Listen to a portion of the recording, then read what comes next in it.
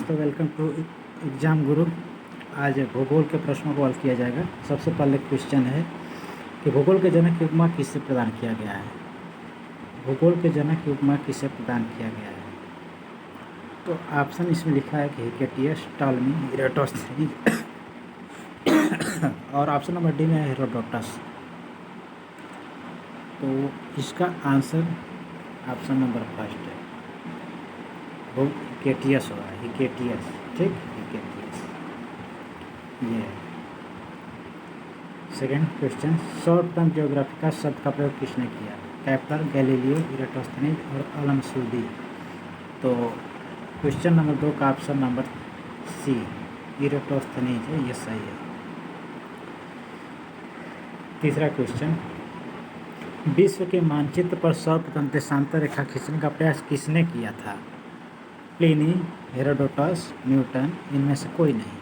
तो option number जो B दिख रहा है, बी में हेरोडोटस, यह इसका आंसर है।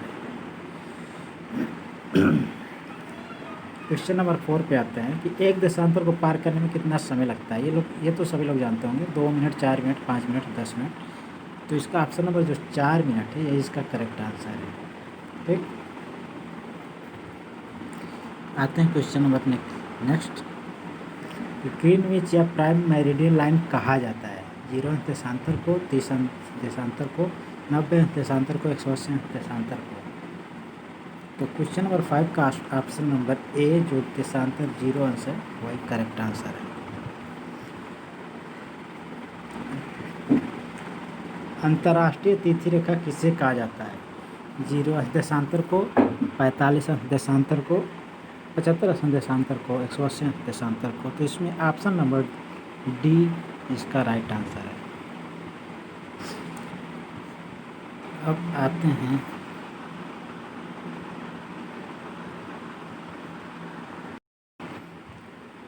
क्वेश्चन नंबर 7 है कि अंतर्राष्ट्रीय तिथि रेखा किस जल संधि से होकर गुजरती है। जिब्राल्टर, बेरिंग जल संधि, पाक जल संधि, मलक्का जल संधि।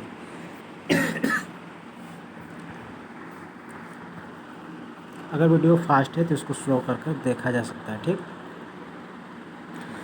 तो क्वेश्चन नंबर 7 का ऑप्शन नंबर जो बी है, बेरिंग जल संधि, यही करेक्ट आंसर है इसका। बेरिंग जल संधि, ठीक, बेरिंग जल संधि, option number B. Question number 8 है कि अंतर्राष्ट्रीय तिथि रेखा के पूर्व से पश्चिम की ओर जाने पर समय पर क्या प्रभाव पड़ता है। एक दिन बढ़ जाता है, एक दिन घट जाता है, कोई प्रभाव नहीं पड़ता है, इसमें से कोई नहीं। तो क्वेश्चन नंबर 8 का ऑप्शन नंबर जो बी दिख रहा है, एक दिन घट जाता है, यही इसका करेक्ट आंसर होता है।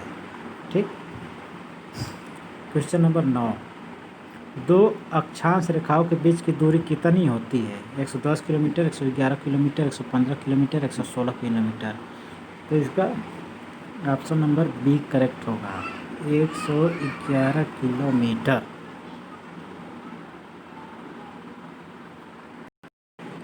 उत्तरी गोलार्ध में 23.5 अंश को क्या कहते हैं। विषुवत रेखा, मकर रेखा, कर्क रेखा, इसमें से कोई नहीं।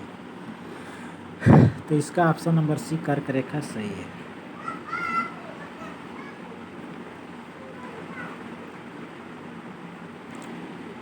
दक्षिणी गोलार्ध में 23.5 अंश देशांतर को 23.5 अंश को क्या कहते हैं। दक्षिणी ध्रुव, विषुवत रेखा, मकर रेखा, इसमें से कोई नहीं। 11 का ऑप्शन नंबर सी मकर रेखा करेक्ट होगा। मकर रेखा, मकर रेखा। क्वेश्चन नंबर 12, विषुवत रेखा से ध्रुव की ओर जाने पर अक्षांश रेखाओं की लंबाई पर क्या प्रभाव पड़ता है। लंबाई कम हो जाती है, लंबाई अधिक हो जाती है, लंबाई पर कोई प्रभाव नहीं पड़ता है, लंबाई में अचानक वृद्धि होती है। तो क्वेश्चन नंबर 12 का ऑप्शन नंबर ए जो है कि लंबाई कम हो जाती है, यही इसका आंसर है। ठीक, क्वेश्चन नंबर 13, ध्रुवों की ओर जाने पर 2 देशांतर रेखाओं के मध्य दूरी पर क्या प्रभाव पड़ता है। ऑप्शन ए कह रहा है कम हो जाती है, ऑप्शन बी कह रहा है अधिक होती जाती है, ऑप्शन सी कह रहा है कोई प्रभाव नहीं पड़ता, इसमें से कोई नहीं। तो इसमें जो ऑप्शन नंबर ए दिख रहा है, यही इसका करेक्ट आंसर हो जाएगा, कम होती जाती है। ठीक, क्वेश्चन नंबर 14, सौरमंडल में वर्तमान में कितने ग्रह हैं। ये वेरी इजी क्वेश्चन। सौरमंडल में वर्तमान में कितने ग्रह है? 7, 8, 9, 10। तो 8, ऑप्शन नंबर बी सही है। क्वेश्चन नंबर 15, सूर्य से सबसे निकटतम ग्रह कौन सा है? पृथ्वी, मंगल, शुक्र, बुध। तो बुध इसका राइट आंसर होगा, ऑप्शन नंबर डी। आकार तथा संरचना की दृष्टि से सौरमंडल के ग्रहों को कितने भागों में विभक्त किया जाता है? आंतरिक, बाह्य, ए और बी दोनों, इसमें से कोई नहीं। तो 16 का ऑप्शन नंबर सी सही होगा, ए और बी दोनों, ए और बी दोनों। पृथ्वी सूर्य से निकटतम ग्रह कौन सा है? दूसरा, तीसरा, चौथा, इसमें से कोई नहीं। क्वेश्चन नंबर 17 का ऑप्शन नंबर बी, तीसरा जो है बी में लिखा है तीसरा, यही करेक्ट है। सौरमंडल का सबसे प्रमुख सदस्य किसे कहा जाता है? पृथ्वी, मंगल, सूर्य, शनि। तो 18 का ऑप्शन नंबर कौन से हो जाएगा? सी, ऑप्शन नंबर सी। लाल ग्रह किसे कहा जाता है? मंगल, पृथ्वी, वरुण, अरुण। तो इसमें ऑप्शन नंबर ए सही हो जाएगा, मंगल।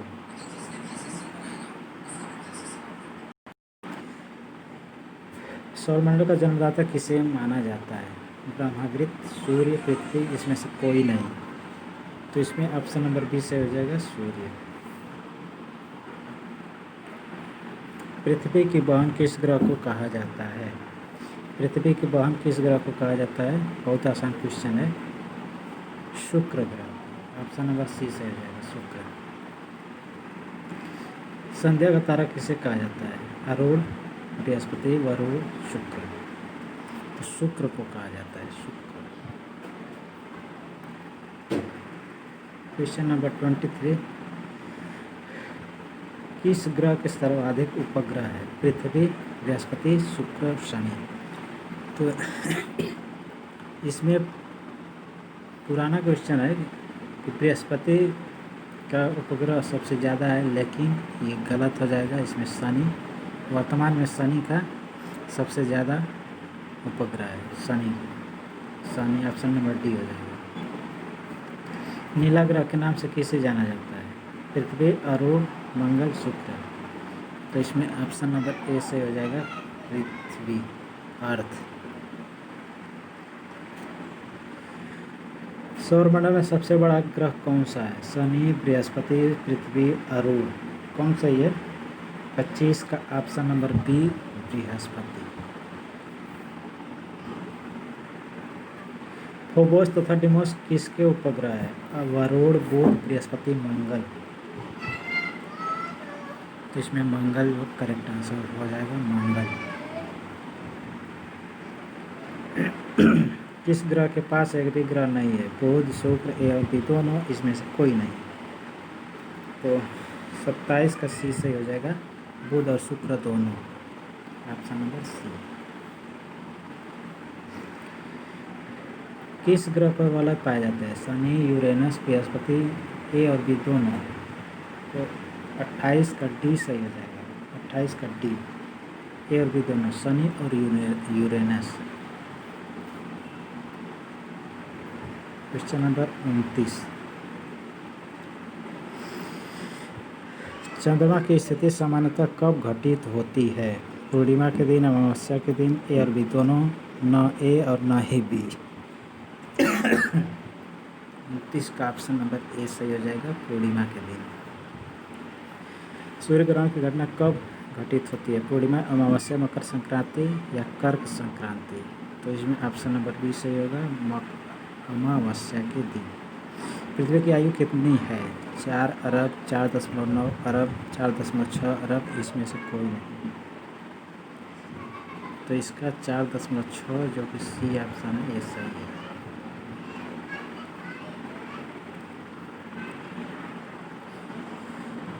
संपूर्ण पृथ्वी का औसत घनत्व कितना है? 5.0 ग्राम प्रति मीटर क्यूब, 5.5 ग्राम प्रति मीटर क्यूब, 5.9 ग्राम प्रति मीटर क्यूब, या फिर 6.0 ग्राम प्रति मीटर क्यूब। तो 32 का ऑप्शन नंबर बी, 5.5 मतलब 5.5 ग्राम प्रति मीटर क्यूब इसका राइट आंसर हो जाएगा। शेल पर्वत का निर्माण किससे हुआ है? सिलिका, एल्यूमिनियम, ए और बी दोनों से, इसमें से कोई नहीं। तो क्वेश्चन नंबर 33 का ऑप्शन नंबर सी सही हो जाएगा, सिलिका और एल्यूमिनियम दोनों से। पृथ्वी के आंतरिक संरचना के संबंध में सर्वाधिक महत्वपूर्ण जानकारी का स्रोत क्या है? भूविज्ञान, भूकंप विज्ञान, भूगोल या चट्टानी विज्ञान? तो 34 का ऑप्शन नंबर बी सही हो जाएगा, भूकंप विज्ञान।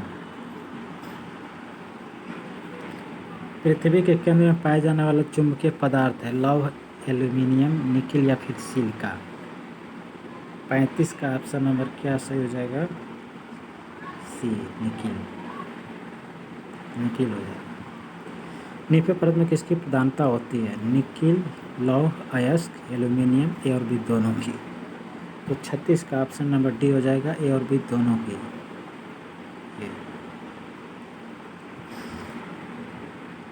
मेंटल में किन तत्वों की प्रधानता होती है? सिलिका, मैग्नीशियम, ए और बी दोनों की? इसमें से कोई नहीं।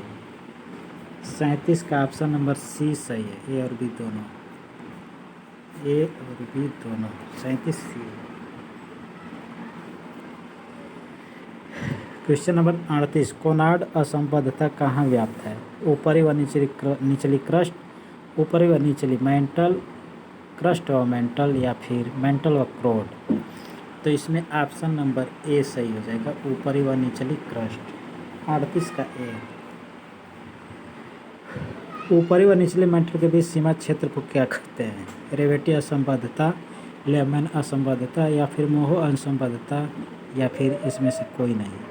तो इसका 39 का ऑप्शन नंबर ए सही हो जाएगा, रेवेटी असंबद्धता।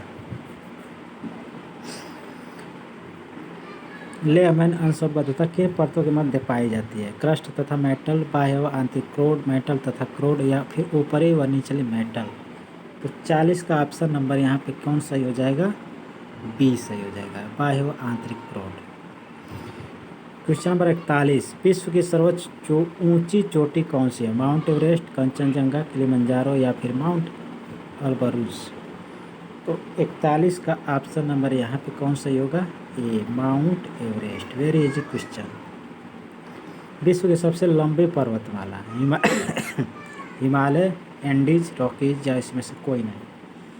क्वेश्चन नंबर 42 का ऑप्शन नंबर बी से हो जाएगा, 42 का बी, एंडीज।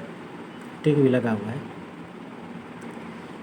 कौन सा पर्वत महाद्वीपीय जलविभाजक के रूप में जाना जाता है? एंडीज, सतपुड़ा, रॉकीज या फिर यूराल? 43 का ऑप्शन नंबर यहाँ पे सी सही हो जाएगा, 43 का यहाँ पे ऑप्शन नंबर सी होगा सही, रॉकीज है। विश्व की सर्वोच्च पर्वत चोटी माउंट एवरेस्ट निम्न में से किस देश में स्थित है? भारत, भूटान, नेपाल या फिर तिब्बत? 44 का ऑप्शन नंबर सी यहाँ पे कौन होगा? नेपाल हो जाएगा, नेपाल।